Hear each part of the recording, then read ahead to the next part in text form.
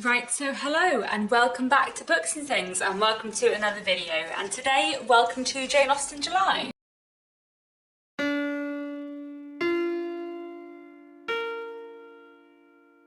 So today is the 1st of July, which means that it is the beginning of Jane Austen July. Jane Austen July, if you don't know, is a month-long readathon, which is all about celebrating and reading a Jane Austen. It's hosted by me, by Marissa from Blatantly Bookish, and by Claudia from Spinster's Library. I'll link their channels down below. And this year is the 5th time we've run Jane Austen July, which is really exciting. And I'm really looking forward to a month full of lots of Jane Austen related reading.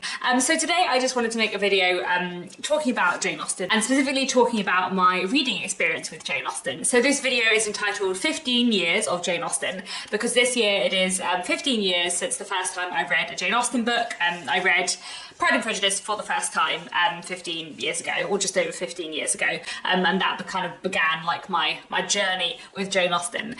So a few years ago on BookTube, in fact in the first Jane Austen July that we ran back in 2018, I made a video called 11 Years of Jane Austen, where I talked about my 11 years of reading Jane Austen and my reading experience with Jane Austen. And I kind of wanted to do a updated version of that video today, partly because that video is 4 years old, but also because I feel like in that video I was talking about my reading experience of Jane Austen kind of at school, then at university, and since then, but I also feel like there is now like a new chapter in my reading history of Jane Austen, which is Jane Austen July and BookTube, and like how having this readathon and doing this readathon has like affected my reading of Jane Austen and my relationship with Jane Austen as an author. So I thought I would make a 15 years of Jane Austen video today and talk about my experiences with Jane Austen. So it's now been 15 years that I have been reading Jane Austen and rereading Jane Austen again and again and again. So I first read Jane Austen as a teenager. I think I was 13 or 14 years old when I first picked up Pride and Prejudice by Jane Austen, and I read it and I absolutely loved it. And the next book that I read by Jane Austen was Sense and Sensibility, which I also liked, but I didn't like as much as Pride and Prejudice. I do remember feeling a little bit disappointed by it. And then I do remember the order that I read the rest of Jane Austen's books in. I read, I guess, in some order or other, Emma, Northanger Abbey and Persuasion. And then the final one of Jane Austen's books, which I read, was Mansfield Park, which I think I read when I was about 15 or 16. So basically over the course of like 2 or 3 years as a teenager, I read all of Jane Austen's main 6 novels, and I just really, really loved them. At that point, I was kind of getting into 19th century literature in general, and I found Jane Austen like a really accessible, enjoyable author, and really good fun. I didn't love her as much as Dickens or Gaskell, and I do remember feeling as a teenager that Jane Austen was a bit fluffier than Elizabeth Gaskell and Charles Dickens. I don't think I would agree with that now, but I definitely do remember like thinking that as a teenager. But at the same time, I did really love Jane Austen. I did really, really enjoy reading her works. And that was kind of my school experience of Jane Austen. And then at university, I studied Mansfield Park, in my first year at university, and I feel like that made like a huge difference to not only my feelings about this book, Mansfield Park, but also to like how I view Jane Austen. Because when I first read Mansfield Park as a teenager, it was my least favourite Jane Austen. I found it a little bit boring, wasn't very fussed. And then when I studied at university and I read it a couple of times more, and I listened to an audiobook and I thought about it more, I grew to love this book so much. I feel like Fanny Price is a really underrated character. She is very like strong in herself, even though she's very quiet, which I feel is not seen very much. And I feel like the kind of coming of age story and the character story that this is telling, and the relationships between all of the characters and all the social criticism in Mansfield Park and all the discussion of like culture and society and what is and isn't proper, like all of that stuff is fascinating and I loved it. And the way it looks at like home, and what it means to be part of a family, like there's just so much in Mansfield Park that I really, really love. And studying there at university kind of really like enriched my reading experience in Mansfield Park, made me love this book hugely. It's my second favourite Jane Austen after Pride and Prejudice, but it also like really affected how I view Jane Austen as an author, because I think as a teenager I thought she was just a bit less gritty and interesting than the Victorians, Dickens and Gaskell and the Brontes and all of those authors I love, Hardy, etc. Whereas I feel like studying Mansfield Park at university, I'm studying it alongside Bleak House and Jane Eyre actually in the same module. I feel like gave me like a bigger appreciation for Mansfield Park and made me like see all the subtleties and the complexities of Jane Austen like beneath the surface. Mansfield Park was the only Jane Austen book I studied at university.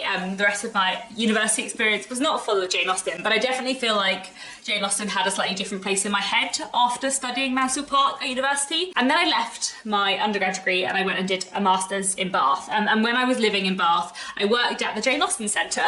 So I worked there for a year and I had to dress up as a Jane Austen character and tell people about Jane Austen. So my job was literally like to be a tour guide, take people around the museum and talk to people about Jane Austen, which was a very excellent thing to be paid for, just to talk about Jane Austen. And that year that I worked at the Jane Austen Centre, I feel like that completely changed like how I view Jane Austen as an author and how I feel about her as an author, partly because I've reread all of her books in very quick succession, one after another, and loved rereading them so much and got so much more out of them and kind of spotted all the little intricacies and the subtleties that maybe I'd missed when I was a bit younger, and like really made connections with all the characters, I suppose, and just really fell in love with all the books. I also read for the first time her other works beyond the main 6 novels. I read a lot of her juvenilia, which is hilarious and wonderful. I read Lady Susan, which is a fantastic, slightly forgotten novella by Jane Austen, which is truly amazing. I read her unfinished novels, The Watsons and Sanditon. I read lots of her letters, and basically for a whole year I always had a Jane Austen book on the go,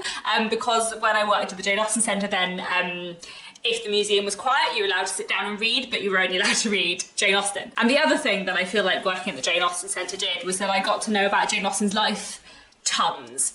I read biographies of her. I used to have to do like an introductory talk to people coming around the museum all about Jane Austen. I learned about her family, all of her brothers, her sister. Like, I feel like I got to know Jane Austen as a person, as silly as that sounds, because I just got to know so much about her life.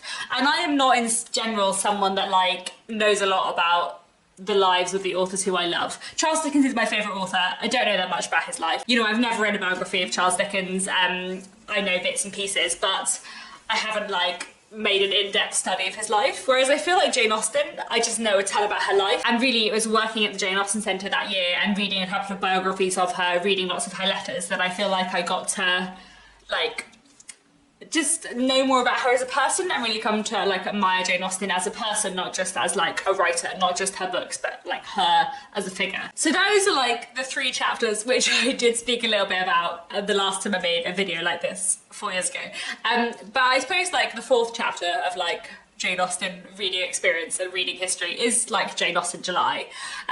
So we started Jane Austen July, me and Marissa, in 2018. I still remember like chatting to Marissa on Voxer like before Jane Austen July, being like, wouldn't it be fun to maybe do a Jane Austen readathon of some kind? Maybe it'll just be a week, maybe it'll be 2 weeks. Oh wait, we have so many ideas and there's so many things we want to read. Shall we make it a whole month? But Jane Austen July has really changed my reading experience of Jane Austen, and like has increased my love for Jane Austen, both as a writer, both as a person, and also like for the Jane Austen universe, I'm gonna say. Like, one of the things that I think is really fun about really liking Jane Austen as an author is that so many people love Jane Austen, which means, one, there's a lot of people to talk about Jane Austen with, but also so many people have written retellings of Jane Austen, so many people have written non-fiction books about Jane Austen or her time, so many people have written things inspired by Jane Austen, so many people when they're writing about the time period in which Jane Austen lived, like they define it by Jane Austen.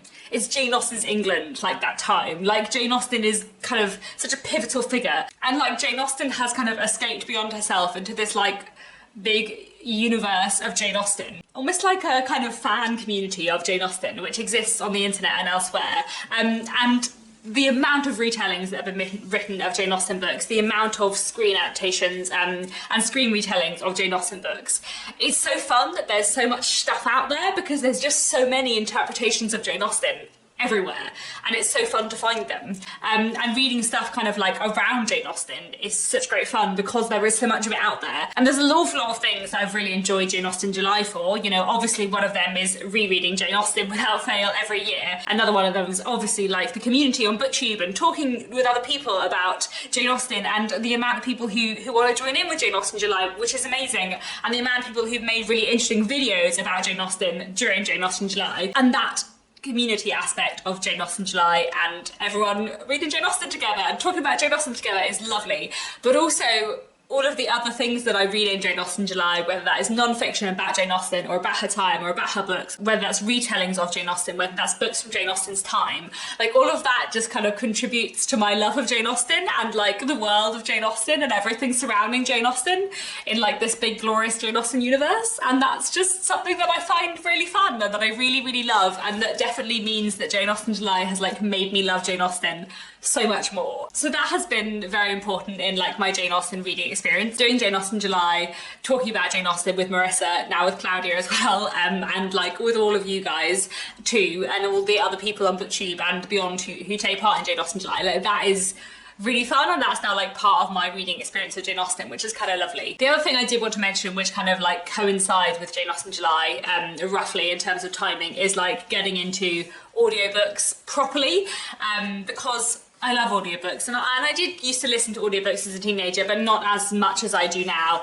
I would probably listen to like, I don't know, 5 audiobooks a year, whereas now I probably listen to like 30 or 40 audiobooks a year. I did listen to Mansfield Park on audiobook when I was at university, when I was studying it as revision, but also I have really got into listening to audiobooks of Jane Austen's books over the last few years, and I really, really love listening to Jane Austen on audiobook. I think partly because her books are so witty, and that just works really well on audiobook, but also because they are comfort reads for me. They are books that I know really, really well, so listening to them on audiobook and it just being like something really familiar is just really, really lovely.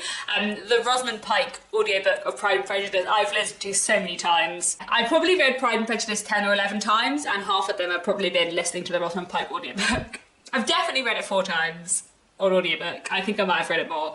And it's a wonderful audiobook, but also like it's now just my like go-to comfort listen. And I've also listened to the Rosamund Pike audiobook of Sense and Sensibility, which is fantastic too. And I've got a really good audiobook of Mansfield Park, narrated by Frances Barber. And I just really enjoy listening to Jane Austen on audiobook, and that's such a like lovely way to consume her stories for me. So that's another thing that has been like a newer element of my like reading experience of Jane Austen. And in general, the last 4 years have just been filled with Jane Austen, and filled with the love of Jane Austen and lots of rereads of Jane Austen and reading stuff around Jane Austen and learning more and more about her as a person, learning more and more about her influence on books and culture and the modern world, and just like having a month every year to like really focus on one author and like just dedicate time to exploring the world of that author is just kind of really, really lovely, and something that I really, really enjoy.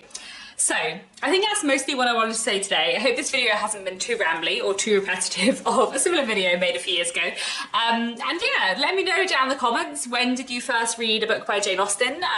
What's your reading journey with Jane Austen been like? Are you participating in Jane Austen July this year? Have you participated before? Is this your first Jane Austen July? Is this your 5th Jane Austen July? Let me know down in the comments, and let me know your thoughts. And that's all for now. Thanks so much for watching, and I'll be back very soon with another bookish video.